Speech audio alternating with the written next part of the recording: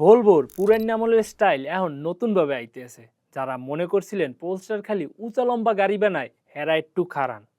বলবে এখন এমন এক স্টেশন ওয়াগন আনতে আছে যা দেখলে আমনের চোখ দাদা লেগে যাইবে। তা কাহিনী কি হলি এইটাই? না রে ভাই, পোস্টার এখন ফোন দিয়েছে বড় কিছু করার। পুরো খবর হোনার লাগিয়া ভিডিওটা শেষতামাই দেখেন।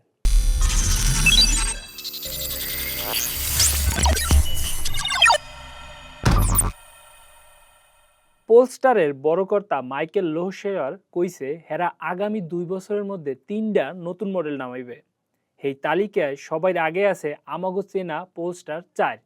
এটা দেখতে হইব আমাগো পুরনো আমলে সেই বড় অ্যাসেস্ট বা ওয়াগন গাড়ির মাহান। লোহশেয়ার কইছে এই গাড়িটায় যেমন জায়গা বেশি এরম দেখতেও একের, আর কামের কামও হইবে বেশি। তাই মজার ব্যাপার কি জানেন? আমেরিকার লগে চীনের প্যাসের কারণে এই গাড়ি কিন্তু চীন বানাইবে না, এটা বানাইবে দক্ষিণ কোরিয়ার বুসান শহরে। কেন জানেন? যাতে আমেরিকার চড়া ট্যাক্স থেকে বাঁচা যায়। মানুষের বুদ্ধি দেখছেন? এরপরে আছে পোস্টার 2-এর একখান কচি ভার্সন। এইটা আবার বানাইছে জুয়ান পোলাপানের লেগিয়া। এই গাড়িটা লম্বা একটু বড় হইবে, যেখানে পাঁচরাইও বওয়া যাইবে। তাই আমেরিকার লেগিয়া দুঃখের কথা হইলো এইটা বোধহয় আমেরিকার বাজারে যাইবে না। এইটা চীনে থেকেই রাজত্ব করার চেষ্টা করবে। আর হেই যে আমাগো বলবো EX60 আছে না, হেডায় আবার ভলভোর খালাতো ভাই হিসেবে আইতেছে পোস্টার 7 হিসেবে, যেটা আবার কম্প্যাক্ট এসইউভি। ইউরোপের মানুষের আবার সোডো আর কামের এসইউভি খুবই পছন্দ। এই জন্য লোহশেয়ার এইটা ইউরোপেই বানানোর কথা কইছে। দামও হইবে নাগালেরই মধ্যে।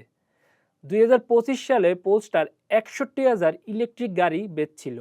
হেরা এখন টার্গেট নিছে ইলেকট্রিক গাড়ির বাজারে 60% দখল করবে।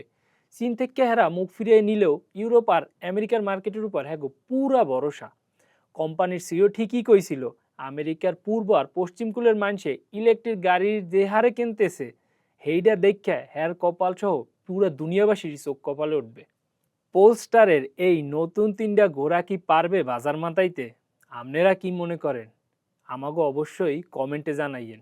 আর এরম বিজ্ঞান, টেক, গ্যাজেট লইয়ে জানতে চাইলে প্রতি সোমবার চোখ রাখবেন চর্চার ফেসবুক পেজ আর ইউটিউব চ্যানেলে।